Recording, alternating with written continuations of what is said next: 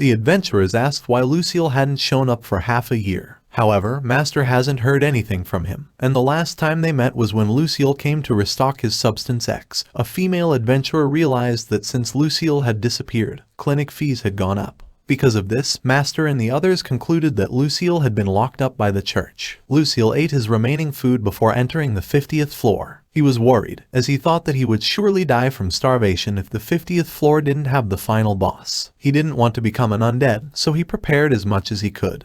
And he even used the spell tome he got from the 40th floor. The spell was called Sanctuary Circle. It purges magic with dark affinity and burns all demons and ghosts inside the circle. After entering, Lucille saw a huge undead healer. He was certain that it was the final boss, and he decided to call it the King White. Lucille immediately started his chant for area high heal, but the undead didn't let him finish. And after disrupting Lucille, he used the phantoms to chase after him. After dealing with the phantoms, Lucille noticed that the undead was using dark affinity magic, so he used Sanctuary Circle to repel the undead and protect himself. Although it was effective, its magic consumption was high, so Lucille immediately drank magic potions and thought that he had to finish the battle quickly. Afterwards, he started chanting to use Sanctuary Circle again. However, this time, he used it to trap the undead inside. Although it tried to resist, it vanished before it could reach Lucille. Lucille saw a glimpse of the undead's appearance when it was still alive, and although he couldn't understand what it tried to tell him,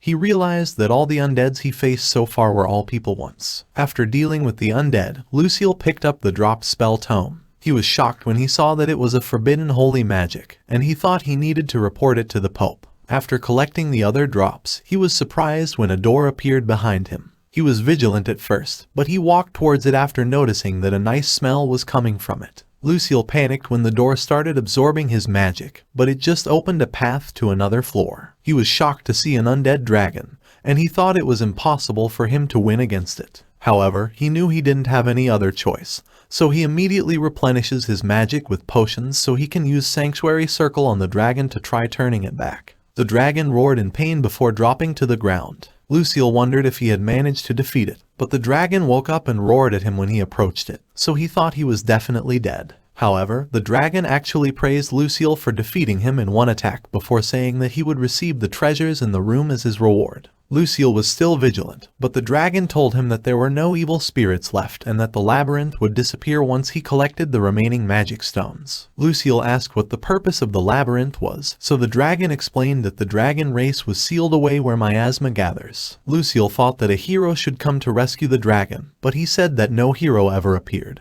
and then he explained what other events had transpired. The dragon was impressed that Lucille was not overwhelmed by greed, even when there were piles of treasures in front of him, so the dragon wanted to grant Lucille his protection. However, Lucille thought it was actually scary, so he asked about it first. The dragon explained that his protection would just make him harder to kill, so Lucille happily agreed. Afterwards, the dragon asked Lucille to save as many beings as he could, hoping that his brethren would be among them. Then he granted his protection, also leaving his remains before he passed on, and Lucille was determined to grant his request. At the same time, Lucille gained 3 titles: Blessed by the Healer God, Protected by the Holy Dragon, and the Dragon Slayer. After storing the dragon's remains, Lucille also receives a staff and a necklace, while a magic circle appears beneath him, teleporting him outside the labyrinth. Lucille immediately went to visit Catlia, but he was actually welcomed by multiple kunais thrown by her. She went to hug Lucille after realizing that he was alive,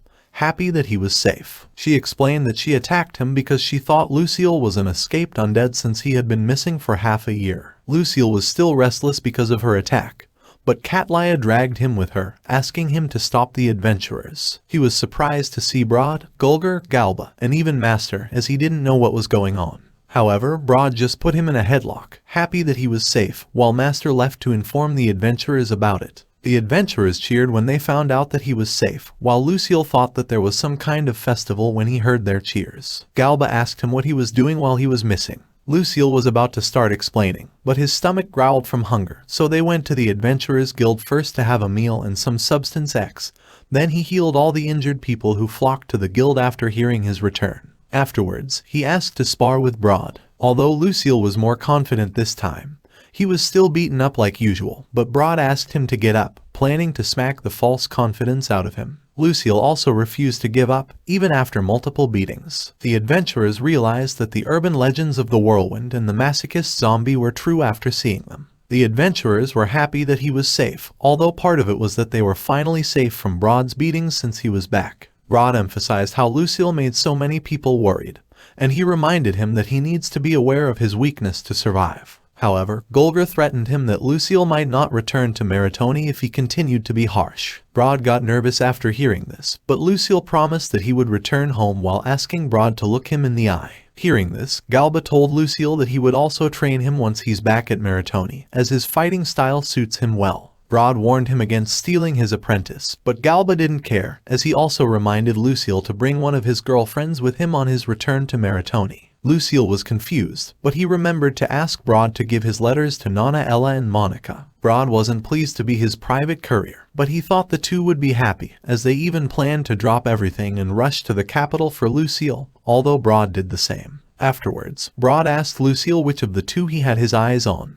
He was looking forward to Lucille getting married so he could train his kids. Lucille couldn't answer, but Galba interrupted them, so Brod was forced to stop asking. Brod, Galba, and Golgar left to return to Mariton later in the day, and although Lucille was in tears, he promised to see them again someday. The next day, Lucille reported to the Pope. She was glad that he was safe. She told Lucille that she couldn't send someone right away to rescue him because of some voices of dissent. However, the Valkyrie Paladin regiment still went in after him, but they had no choice but to go back after meeting Wraiths on the 31st floor. Lucille didn't mind it, and he was just happy for their concern. Afterwards, the Pope asked why he hadn't returned for half a year, so Lucille explained everything. Catlaya and Lumina were speechless, while the Pope was impressed that he actually defeated the boss on the 50th floor. Lucille told the Pope that he still had other matters to report to her. However, he demanded that he would only allow her, Lumina, and Catlaya to hear about it. The healers were enraged by his demand, but the Pope agreed with Lucille, and she immediately ordered them to leave. After everyone had left, Lucille brought up the matter of the forbidden holy magic tome and the undead holy dragon. He explained that the dragon and his brethren were cursed and sealed away in the labyrinth by a wicked deity, and although the dragon had prayed for their freedom, the next hero would not be born for another 40 years, while the monsters would only become more powerful, so it was likely that heroes wouldn't be able to defeat even a newly born demon king.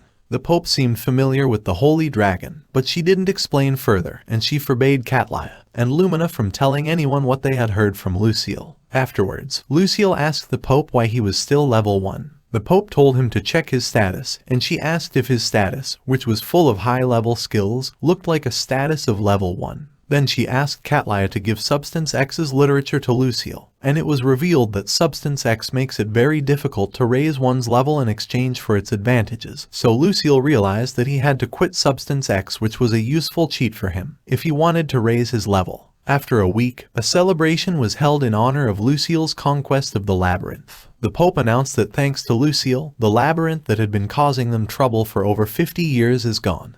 And to commemorate his achievement, she announced Lucille's promotion to S-rank healer. His rank would be equivalent to that of a bishop, and he would be granted the right to refuse orders from anyone aside from her. Afterwards, she asked Lucille to give a speech. He was nervous since the last time he had given a speech was when he was still a Salaryman, but he calmed himself before facing the crowd. Lucille introduced himself as a novice, as he thought that his only achievement was conquering the labyrinth. However, he suddenly brought up the church's crumbling authority. The healers weren't pleased with this, and they thought Lucille wasn't even in his right mind. But the Pope and Catlaya were just laughing at their reaction. Lucille explained that the church's authority was crumbling because greedy healers were acting like swindlers, which earned the scorn of the people. However, to solve this, Lucille declared that he would create new guidelines for medical treatment fees, so people would no longer have a way to misuse the church's authorities, and Lucille swore that he would do everything in his power to serve the church. At the same time, Brod was shown to be training more adventurers, while Lucille's extra heal had finally taken effect, allowing Sheila to regain her voice, while Nana, Ella, and Monica happily attended Mernell and Melina's wedding.